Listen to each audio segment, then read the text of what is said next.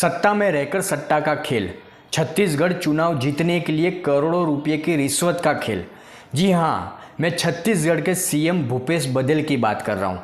आप सबको पता ही होगा, उनके ऊपर गंभीर आरोप लगे हैं। कांग्रेस के नेता छत्तीसगढ़ के सीएम भूपेश बघेल पर गंभीर आरोप लगे हैं कि महादेव बैटिंग ऐप के प्रमोटर्स के पास से छत्तीसगढ़ के सीएम भूपेश बघेल ने करीब 508 करोड़ रुपए लिए हैं। अब इस मामले को लेकर भूपेश बघेल से लगाकर कांग्रेस के सारे नेता नरेंद्र मोदी पर आरोप लगा रहे हैं कि चुनाव है तो चुनाव के दौरान ईडी का इस्तेमाल किया जा रहा है, चुनाव जीतने के लिए ईडी का इस्तेमाल किया जा रहा है, डराने की कोशिश की जा रही है, सबको हैरान परेशान करने की कोशिश की जा रही है। इस तरह के कई आरोप नरेंद्र मोदी के ऊपर कांग्रेस के नेताओं के द्वारा लगाए जा रहे हैं।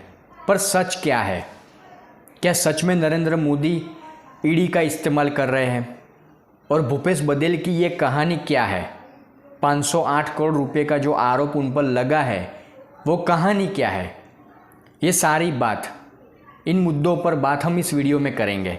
बस आप ये वीडियो पूरा देखें, और अगर आपको ये वीडियो अच्छा लगता है, अगर आपको लगता है कि आपको ये वीडियो शेयर करना चाहिए, तो प्लीज़ इस वीडियो को शेयर करें। अब ईडी ने ये सारा खुलासा किया और भूपेश बघेल को लेकर चौंकाने वाले कुछ तथ्य सामने आए। अब असीम दास नाम का एक शख्स, जिसके पास से ईडी को करीब 5 करोड़ 30 लाख से ज्यादा बरामद हुआ। अब ये असीम दास, जिसके पास से ईडी को करीब 5 करोड़ 30 लाख से ज्यादा बरामद हुए, तो कहा जाता है कि असीम दास के साथ एक और व्यक्ति है, शुभम सोनी।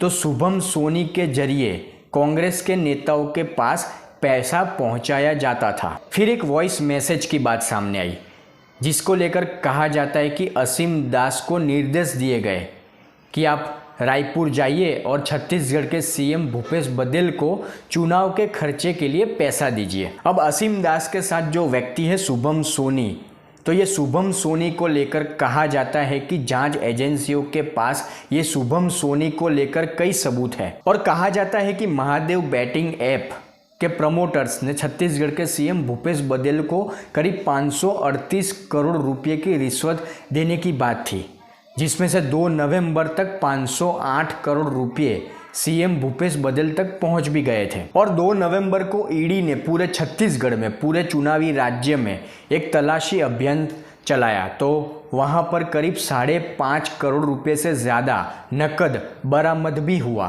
कहा जाता है कि संयुक्त अरब अमीरात से छत्तीसगढ़ का चुनाव कांग्रेस को जीतने के लिए, भूपेश बघेल को जीतने के लिए ये रकम पहुंचाई जा रही है। छत्तीसगढ़ में जो तलाशी अभियान हुआ 2 नवंबर को, उसको लेकर ईडी ने एक ट्वीट भी किया था कि महादेव बैटिंग ऐप से जुड़े मनी लॉन्ड्रिंग नेटवर्क में 5 करोड़ से ज़्यादा नकद जब्त किए गए हैं और बैंक खाते में करीब 15 करोड़ से ज़्यादा की रकम को फ्रीज किया गया है। अब ईडी इस महादेव बैटिंग ऐप का जो सिंडिकेट है, उसकी पूरी जांच होगी। पूरे सिंडिकेट की अब जांच की जाएगी। विदेश में बैठे कौन लोग हैं, भारत में बैठे कौन लोग हैं जो मदद कर रहे हैं, खासकर छत्तीसगढ़ में बैठे लोग।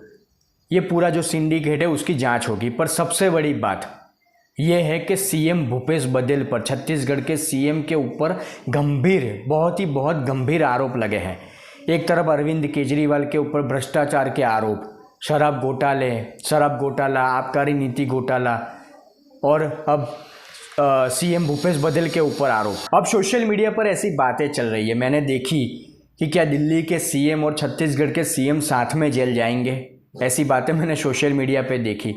खैर, ये तो आने वाले वक्त में पता चलेगा कि केजरीवाल और भूपेश बघेल के साथ क्या होता है, क्या वो जेल जाएंगे या नहीं, वो तो आने वाले वक्त में पता चलेगा। लेकिन सीएम के ऊपर, फिर वो दिल्ली का हो या छत्तीसगढ़ का हो, ये जो आरोप लगे हैं भ्रष्टाचार के, मनी लॉन्ड्रिंग के, वो बहुत गंभीर है। अब जब अरविंद केजरीवाल पर आरोप लगते हैं या छत्तीसगढ़ के सीएम पर आरोप लगते हैं, तो आम आदमी पार्टी के नेता, कांग्रेस के नेता का एक ही रोना, छाती पीटना कि नरेंद्र मोदी ईडी का इस्तेमाल कर रहे हैं, चुनाव जीतने के लिए ये कर रहे, वो कर रहे, ईडी का इस्तेमाल कर रहे। यही रोना, यही छाती पीटना कांग्रेस के नेताओं का, आम आदमी पार्टी के नेताओं का। पर एक सामान्य नागरिक के तौर पर आप ही सोचिए कि हम हर रोज़ ये बात करते कि भारत में करप्शन कब ख़त्म होगा, भारत में भ्रष्टाचार कब ख़त्म होगा।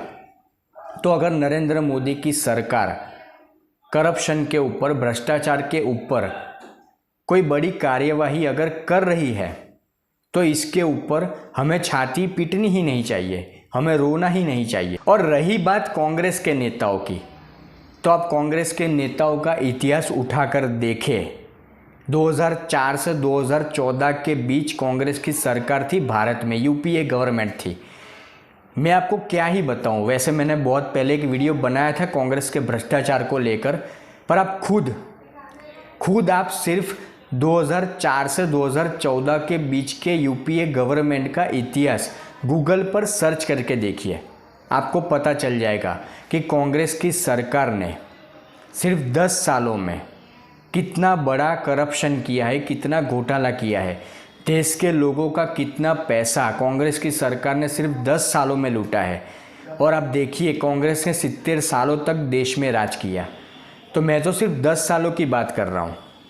तो 70 सालों में कांग्रेस ने देश को कितना लूटा होगा। हाँ, माना कि भूपेश बघेल के ऊपर ये आरोप लगा है, सिर्फ आरोप लगा है, साबित नहीं हुआ, लेकिन जिस तरह की छवि सालों से कांग्रेस की रही है घोटाले को लेकर, भ्रष्टाचार को लेकर, तो ये कहना बिल्कुल गलत नहीं होगा कि इसकी जांच होनी चाहिए, पूरी तरह होनी चाहिए। अगर ईडी छापेमारी करती है, जांच करती है, तो इसको राजनीति से अलग रखना चाहिए, क्योंकि ये बहुत बड़ा मामला है।